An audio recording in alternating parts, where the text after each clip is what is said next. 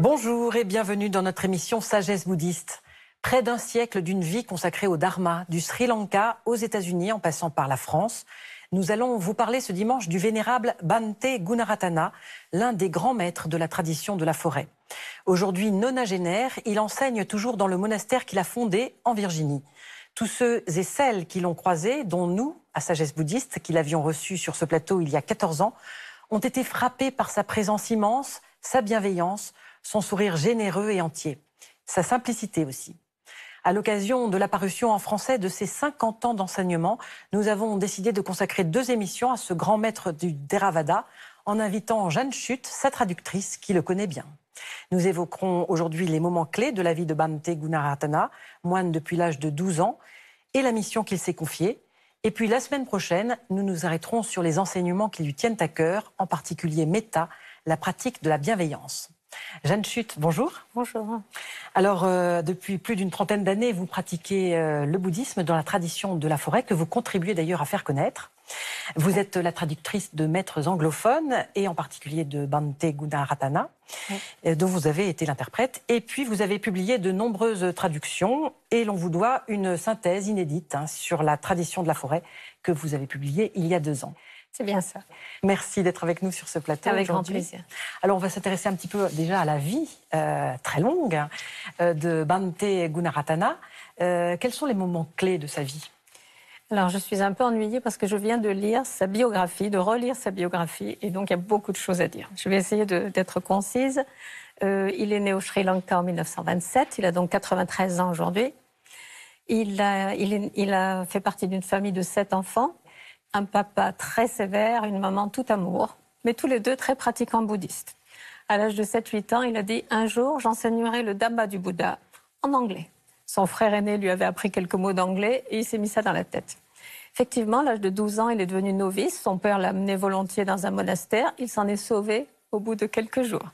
Il est allé dans un autre monastère et puis un autre. Il dit que les petits novices au Sri Lanka étaient traités comme des esclaves. Heureusement, à l'âge de 20 ans, il est arrivé dans un lieu qui s'appelle la Mahabodhi Society, qui forme des moines pour aller comme missionnaires, ils disent, à l'étranger. En fait, ce n'est pas des missionnaires qui vont convertir des personnes, mais ce sont des moines ou des enseignants qui vont enseigner à des personnes qui sont déjà bouddhistes, mais qui n'ont pas de maître ou d'enseignant ou de moine. Donc Bhante a été envoyé comme cela d'abord en Inde, auprès des Intouchables notamment, ensuite en Malaisie, et puis finalement, effectivement, aux États-Unis. Alors là, il a eu le grand plaisir de pouvoir effectivement enseigner en anglais, comme il l'avait dit, le Dhamma.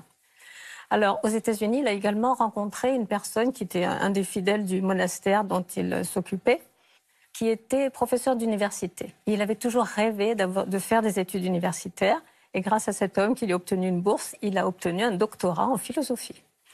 Il s'est également occupé des réfugiés vietnamiens qui arrivaient, c'était l'époque de la guerre du Vietnam, et des réfugiés arrivaient totalement désespérés, et de voir un prêtre bouddhiste les aider énormément. Donc il est parti 4 mois pour s'occuper d'eux dans un camp en Floride. Mais ces activités extra-monastères n'ont pas trop plu à la Mahabodhi Society qui le dirigeait finalement d'un endroit à l'autre, et il a eu envie d'un peu d'indépendance. Et c'est là qu'il a décidé de créer son propre monastère de forêt, et aidé par des laïcs américains, mais aussi des Thaïlandais qui connaissent bien cette tradition de la forêt, qui ont aidé à financer.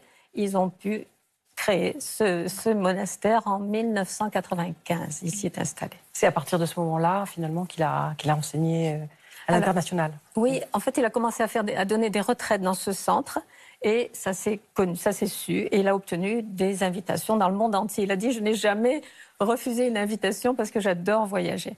Jusqu'à l'âge de 90 ans. Là, il a dit, maintenant, ça suffit. Alors, c'est justement à l'occasion d'un voyage que vous avez pu l'approcher de près, être un peu sa secrétaire. Vous allez nous raconter comment vous l'avez rencontré ? Alors, on m'a demandé d'être son interprète pendant deux retraites qui étaient dans le sud-ouest français. Mais entre ces 2 retraites, il y avait une semaine. Alors déjà, pendant la première retraite, j'ai été son interprète, sa secrétaire. Il avait beaucoup de documents en anglais qu'il souhaitait voir traduits en français. Donc, les taper, les photocopier, les distribuer. Mais c'est surtout la semaine entre les 2 retraites qui a été formidable. Pourquoi ? Parce que le 2e lieu de retraite était voisin de la maison d'une de mes cousines.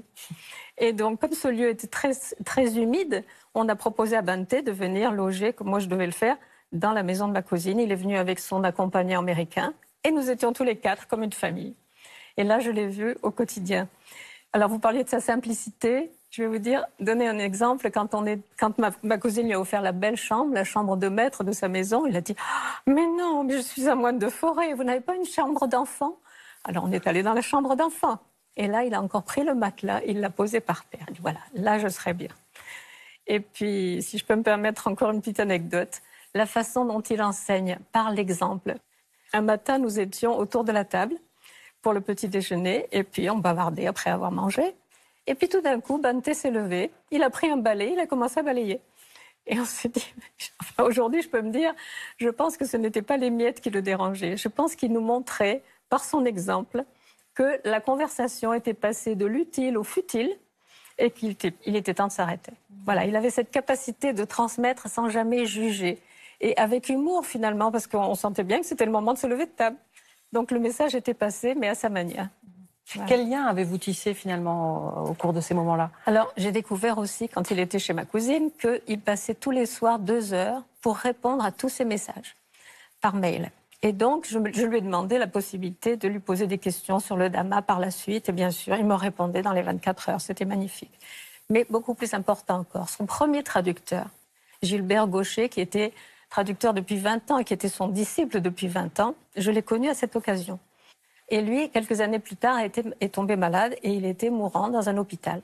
Et j'ai demandé à Bhante s'il voulait bien parler à Gilbert sur son lit d'hôpital. Il l'a fait 2 fois. Ça, c'est quand même quelque chose de très beau.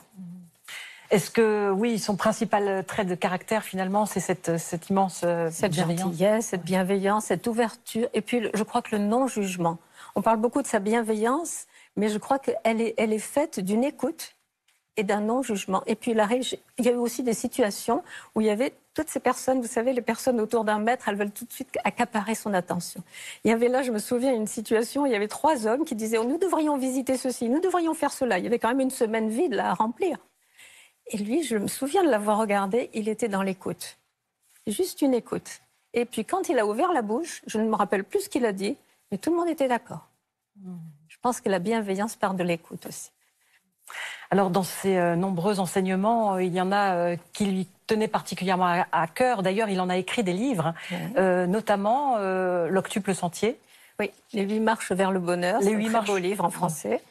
Donc, qui correspondent aux 8 étapes du sentier que le Bouddha nous a enseigné pour avancer sur une voie qui commence par une éthique, une base de bonne moralité qui va nous permettre d'avoir un esprit clair, dispo pour, 2e étape, la méditation. Pour pratiquer la méditation de plus en plus profondément, la concentration qui va amener ensuite à une investigation plus profonde. Et là, naturellement, on arrive à la sagesse. Il y a aussi les 4 fondements de l'attention.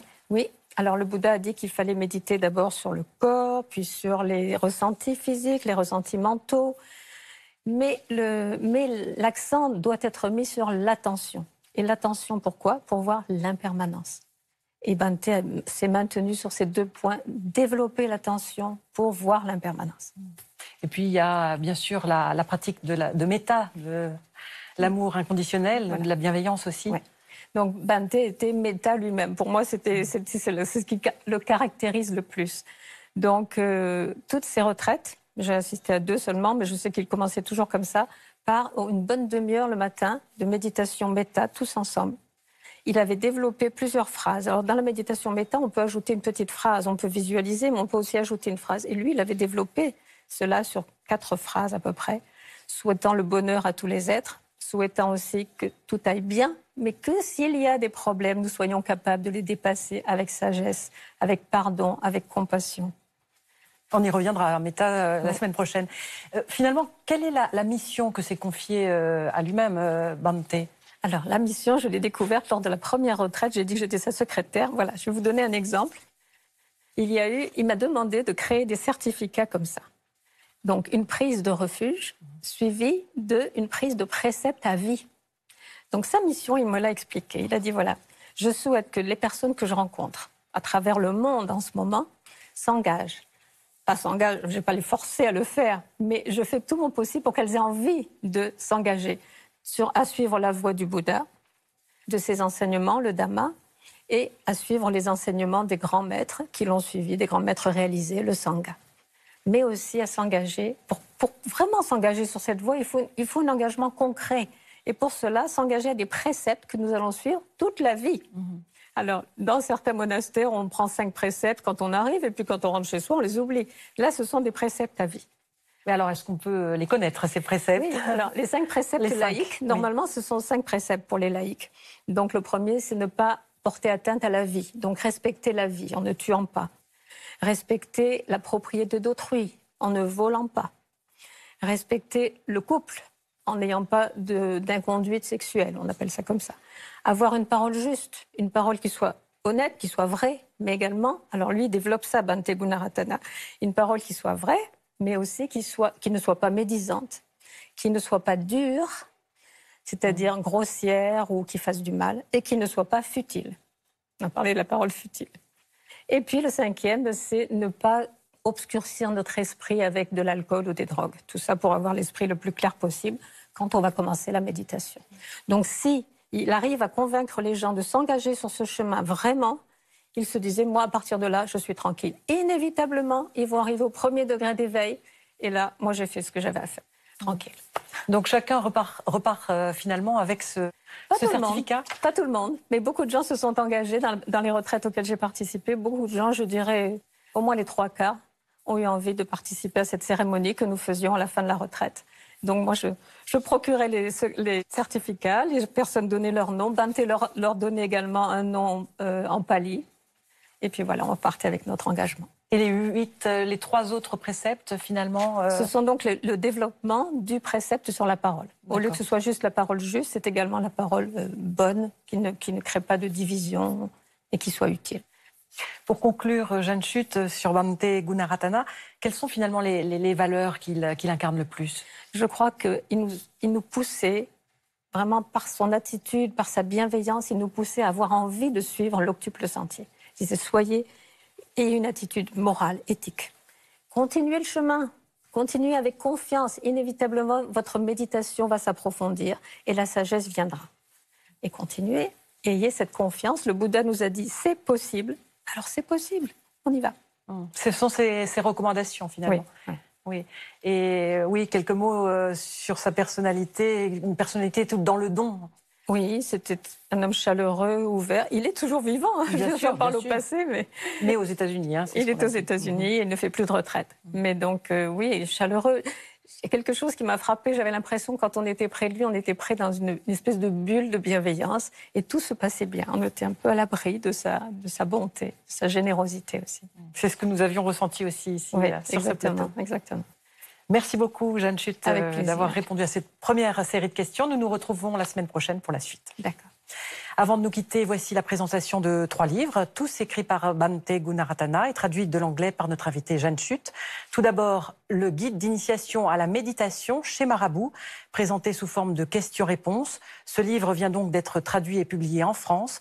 Il condense un demi-siècle de réponses du maître sri-lankais aux interrogations des pratiquants sur tous les sujets du dharma et en particulier sur la méditation. Méditation sur la perception, 10 pratiques thérapeutiques pour développer la pleine conscience chez Poche Marabout. Et puis les 8 marches vers le bonheur chez Albin Michel. Enseigner l'octuple sentier est l'une des missions les plus chères à Bhante Gunaratana. Il nous indique ici quelle est cette voie d'efforts individuels et relationnels à développer dans chaque aspect de notre vie pour faire cesser la souffrance et parvenir à l'éveil. Voilà, c'est la fin de notre émission, la première des 2 consacrée à Bhante Gunaratana. Vous pouvez la revoir durant 1 mois sur France TV. À la semaine prochaine avec hâte pour la suite. Merci à tous et bon dimanche.